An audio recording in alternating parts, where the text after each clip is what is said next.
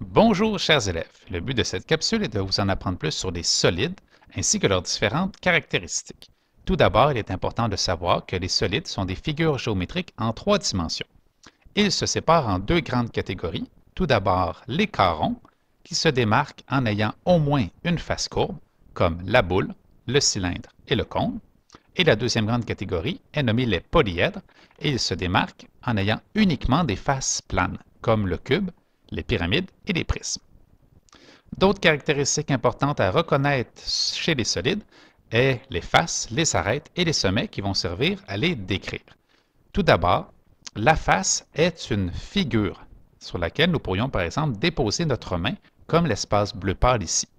Elle peut être courbe ou plane. Nous pouvons aussi l'imaginer comme étant l'air d'un côté d'un solide. Pour les arêtes, il s'agit d'un segment de droite présent entre deux faces. Donc ici, entre la face du haut et la face de gauche. Nous pouvons aussi les imaginer comme étant les lignes qui délimitent les solides. Et finalement, le sommet est l'endroit où plusieurs arêtes se rejoignent à leur extrémité. Nous pouvons aussi les imaginer comme étant les coins. Voyons maintenant certaines caractéristiques des carrons. Tout d'abord, la boule. Nous pouvons identifier qu'elle n'a aucun sommet, une seule face qui fera le tour de la boule et aucune arête. Il est à noter que lorsque nous dessinons une boule ou synomésphère, la ligne ici n'est pas une arête, mais sert plutôt à montrer sa profondeur. Si nous l'enlevions, nous aurions seulement un cercle. Nous avons par la suite un cône.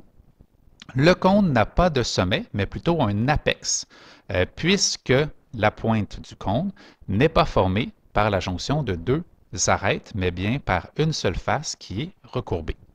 Nous avons donc deux faces, une courbée et un cercle en bas, et une arête qui fait le contour du cercle de la base du cône. Finalement, notre dernier carron, le cylindre, nous n'avons aucun sommet, trois faces, un cercle en haut, un cercle en bas, et un rectangle qui fait le tour.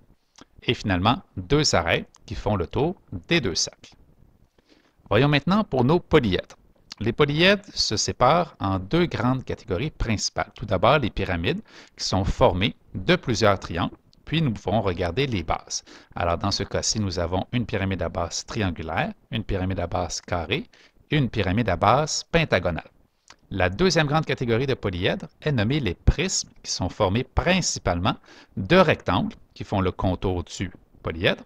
Puis, nous pouvons observer les bases pour observer justement un prisme à base triangulaire, un prisme à base hexagonale et un prisme à base carrée. Cependant, sachez qu'il existe d'autres polyèdres qui ont uniquement des faces planes, comme ceux-ci. Voyons maintenant les caractéristiques des principaux polyèdres. Nous avons ici une pyramide à base triangulaire. Nous pouvons observer son nombre de sommets, de faces et d'arêtes. Nous avons pour les sommets 3 sommets à la base, plus 1 en haut, donc 4. Pour les faces, même principe, une base plus 3 triangles sur les côtés, donc un total de 4 faces. Et pour les arêtes, 3 arêtes à la base et 3 qui nous montent jusqu'à la pointe. Pour ce qui est du développement, le développement d'un polyèdre est lorsque nous ouvrons le polyèdre pour le mettre à plat.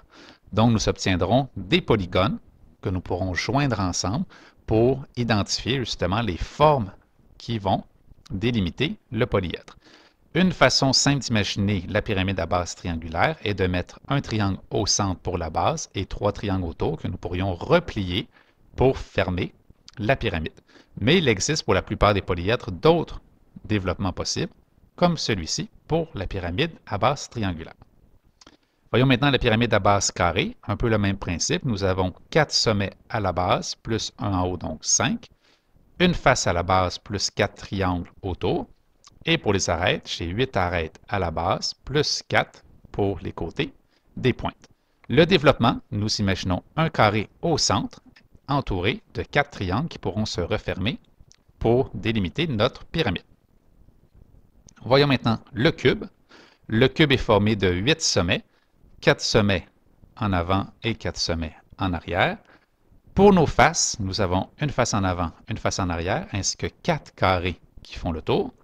Pour notre nombre d'arêtes, 4 arêtes du carré en avant, plus 4 du carré en arrière, plus 4 qui vont rejoindre nos deux bases pour un total de 12. Le développement du cube se fait à partir de 6 carrés et plusieurs développements sont possibles. Voyons maintenant le prisme à base carrée. Il aura le même nombre de sommets, de faces et d'arêtes que notre cube, mais le développement sera différent puisqu'il est formé de 2 carrés pour les bases et de 4 rectangles pour le contour. Donc voici un développement possible du prisme à base carrée. Pour le prisme à base rectangulaire, un peu comme le cube et le prisme à base carrée, il aura le même nombre de sommets, de faces et d'arêtes, mais son développement sera formé uniquement de rectangles, comme celui-ci. Finalement, voyons le prisme à base triangulaire. Voyons un peu plus ici les sommets. J'ai 3 sommets à la base en avant plus 3 sommets en arrière pour un total de 6. Mon nombre de faces, j'ai une face en avant, une face en arrière, plus 3 rectangles pour le tour, donc un total de 5. Et les arêtes, 3 arêtes en avant, plus 3 en arrière, plus 3 pour rejoindre les deux bases, ce qui nous fait un total de 9 arêtes. Pour le développement, nous avons 3 rectangles au centre qui sont entourés de 2 triangles. Vous savez maintenant plusieurs caractéristiques des solides et des polyèdres.